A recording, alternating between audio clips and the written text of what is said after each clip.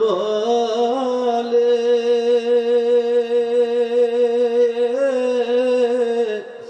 জান্নাত মায়ের চরণ তলে রে। ওরে দেখ বুখারী হাদিস খুলে করছে নবী ঘোষণা, জনম দুঃখিনী মা গর্ভধারিণী মা, দুঃখের দরদি আমার জনম দুঃখী মা। ওরে মায়ের কান্দন যাবৎ জীব,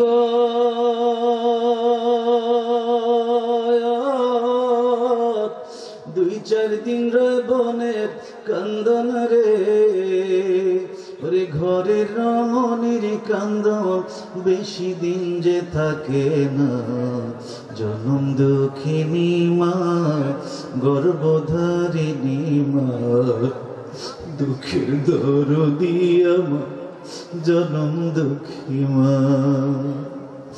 আল্লাহর নবী, নূরের নবী, হায়াতুন নবী, জিন্দা নবী, যখন আলকামার মা বললেন ইয়া রাসূলুল্লাহ ইয়া হাবিবাল্লাহ, আমার ছেলেকে আমি মাফ করে দিয়েছি, ক্ষমা করে দিয়েছি, সঙ্গে সঙ্গে আমার নবী তালিম দিলেন, আলকামারে জবানে পড়ে নাও লা ইলাহা ইল্লাল্লাহ মুহাম্মাদুর রাসূলুল্লাহ সাল্লাল্লাহু আলাইহি ওয়াসাল্লাম।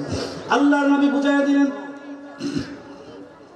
আল্লাহর নবী বুঝাইয়া দিলেন, এ আমার উম্মত, আমার সাহাবী হইয়া মাকে কষ্ট দিয়া ক্ষমা পায় নাই, রেহাই পায় নাই। আমার সাহাবী হইয়া আমার রাসূল পাকের অনুগত হইয়া মাকে কষ্ট দিয়া রেহাই পায় নাই, ক্ষমা পায় নাই। সুতরাং আমার উম্মতেরা রে, ইমানদারিরা রে, বিশ্বাসীরা রে, কিয়ামত পর্যন্ত মাকে কষ্ট দিয়া, বাবাকে কষ্ট দিয়া রে উম্মত, খবরদার কোনদিন তুমি ইমানের সাথে কিন্তু কবরে যাইতে পারবা না, ঠিক কিনা বলে?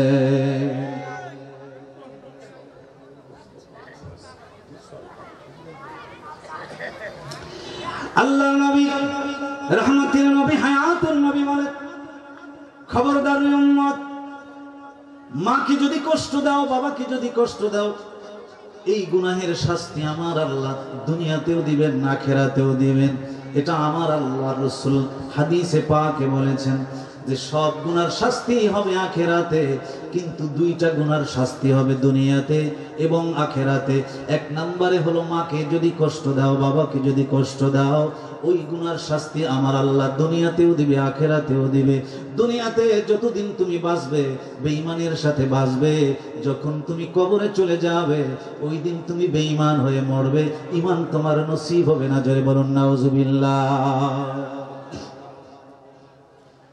আরেকটা গুনার কথা, আরেকটা পাপের কথা আমার আল্লাহ পাক বলেন, ইন্নাল্লাযীনা ইউযুনাল্লাহা ওয়া রাসূলাহু লা'আনাহুমুল্লাহু ফিদ দুনিয়া ওয়াল আখিরাহ। নারে তাকবীর, আল্লাহু আকবার, নারে রিসালাত, ইয়া রাসূলুল্লাহ। বিশেষ বক্তার আগমন, শুভেচ্ছা স্বাগতম। মেয়ের আওয়াজ কই? বিশেষ বক্তার আগমন, শুভেচ্ছা স্বাগতম। কমিটির পক্ষ থেকে, যুব সমাজের পক্ষ থেকে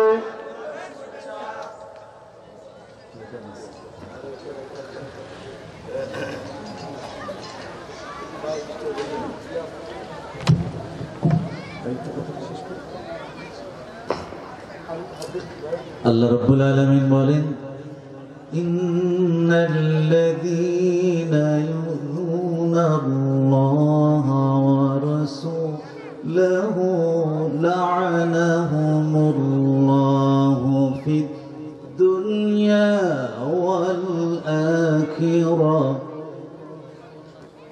ওয়াল আখিরাতু আ'আদ্দ লাহুম আযাবান মুহিনা। আল্লাহ ডেকে বলেন, রে মুসলমান ইমানদার, হে আল্লাহ পাকের বান্দারা, জেনে রাখো যদি রাসূলুল্লাহকে কষ্ট দাও, আল্লাহ রব্বুল আলামিন ঘোষণা করেন ইউযুনাল্লাহ ওয়া রাসূলুহু লা'নাহুমুল্লাহু ফিদ দুনিয়া ওয়াল আখিরাহ। এই গুনাহের শাস্তি আমি আল্লাহ দুনিয়াতেও দেব এবং আখিরাতেও দেব। আখিরাতে এমন শাস্তি আমি আল্লাহ দেব, এমন যন্ত্রণাদায়ক, এমন অপমানজনক শাস্তি আমি আল্লাহ দেব যে হাসুরবাসীরা পর্যন্ত আশ্চর্য হবে, এত কঠিন শাস্তি আমি আল্লাহ তোমাদেরকে দেব। সুতরাং মা বাবাকে যদি কষ্ট দাও, দুনিয়াতেও শাস্তি আখিরাতেও শাস্তি। আল্লাহর রাসূলকে যদি কষ্ট দাও, দুনিয়াতেও শাস্তি আখিরাতেও শাস্তি। মাকে কষ্ট দিয়ে, বাবাকে কষ্ট দিয়ে যদি মাফ না করে কবরে যাও, হে মুসলমান মনে রাখিও তুমি বেঈমান হয়ে মরবে, ঈমান নিয়ে মরতে পারবে না। রাসূলুল্লাহকে কষ্ট দিয়া যদি তুমি মরতে যাও, মওতের বিছানায় শুয়ে যাও, মনে রাখিও তুমি কিন্তু ঈমান নিয়ে মরতে পারবে না। আল্লাহর হাবিব বলেন আমার উম্মত আল্লাহর কাছে ক্ষমা চাও, ক্ষমা চাইয়া আল্লাহর কাছ থেকে, মা বাবার কাছ থেকে ক্ষমা চেয়ে মাফ নিয়ে কবরে যাইও। যদি মাকে কষ্ট দিয়া, বাবাকে কষ্ট দিয়া, রাসূলকে কষ্ট দিয়া কবরে আসো, খবরদার ওই বান্দা কিন্তু কোনোদিন আল্লাহ পাকের জান্নাতের ঠিকানা পাবে না। ঠিক কিনা বলে? এজন্য মনে রাখবেন মুসলমান, এই পৃথিবীতে আল্লাহ পাক দুটি গুনাহের শাস্তি দুনিয়াতেও দিবেন, আখিরাতেও দিবেন। অন্য কোন গুনার শাস্তি দুনিয়াতে এবং আখিরাতে দুইও জায়গায় দিবেন না, শুধুমাত্র আখিরাতে দিবেন। কিন্তু মাকে কষ্ট দিলে, বাবাকে কষ্ট দিলে, রাসূল পাককে কষ্ট দিলে সে শাস্তি কিন্তু দুনিয়ায়ও পেতে হবে, আখিরাতেও পেতে হবে। সুতরাং মাকে কষ্ট দেব না, বাবাকে কষ্ট দেব না। কে কে রাজি আছি? নারায়ে তাকবীর, নারায়ে তাকবীর, নারায়ে রিসালাত, নারায়ে রিসালাত। আহলে সুন্নাত ওয়াল জামাত আজকের মাহফিল, নারায়ে তাকবীর। আমরা ওয়াদা করেছি, আল্লাহকে ওয়াদা দিয়েছি, আমরা মাকে কষ্ট দেব না, বাবাকে কষ্ট দেব না। এবার রাসূল পাককে আমরা একটু ওয়াদা দিয়ে দেই, নবী গো কোনদিন আপনাকে কষ্ট দেব না, নবীর চরণেতে